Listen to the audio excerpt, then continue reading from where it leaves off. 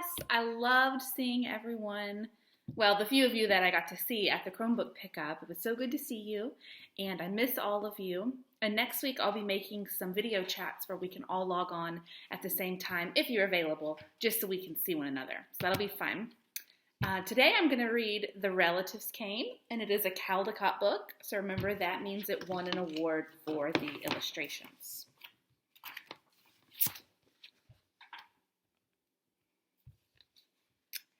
It was in the summer of the year when the relatives came. They came up from Virginia. They left when their grapes were nearly purple enough to pick, but not quite.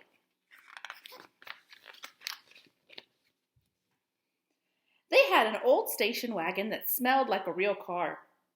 And in it they put an ice chest full of soda pop and some boxes of crackers and some bologna sandwiches.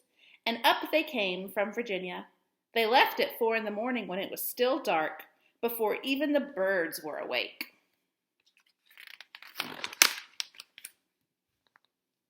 They drove all day long and into the night, and while they traveled along, they looked at the strange houses in different mountains, and they thought about their almost purple grapes back home. They thought about Virginia, but they thought about us too, waiting for them.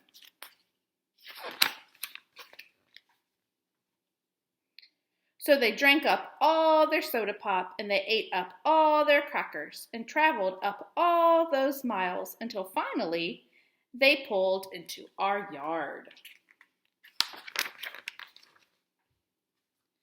Then it was hugging time. Talk about hugging. Those relatives just passed us all around their car, pulling us against their wrinkled Virginia clothes, crying sometimes. They hugged us for hours. Then it was into the house, and so much laughing and shining faces and hugging in the doorways.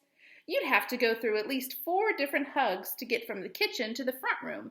Those relatives!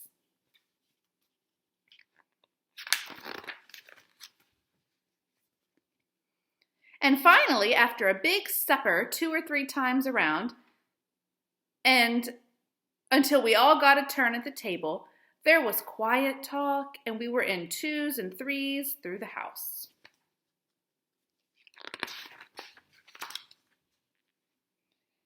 The relatives weren't particular about beds, which was good since there weren't any extras.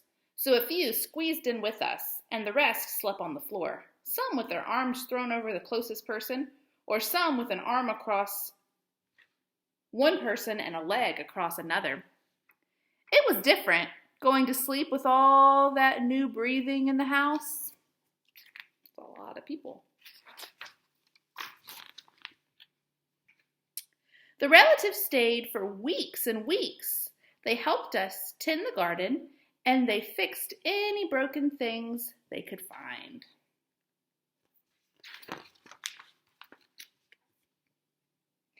They ate up all of our strawberries and melons, then promised we could eat up all of their grapes and peaches when we came to Virginia.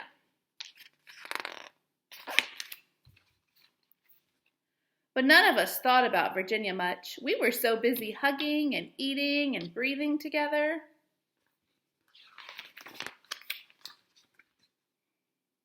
Finally, after a long time, the relatives loaded up their ice chest and headed back to Virginia at 4 in the morning. We stood there in our pajamas and waved them off in the dark. We watched the relatives disappear down the road. Then we crawled back into our beds that felt too big and too quiet.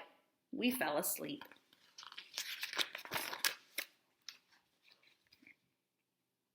And the relatives drove on all day long and into the night. And while they traveled along, they looked at the strange houses in different mountains, and they thought about their dark purple grapes waiting at home in Virginia. But they thought about us too, missing them, and they missed us.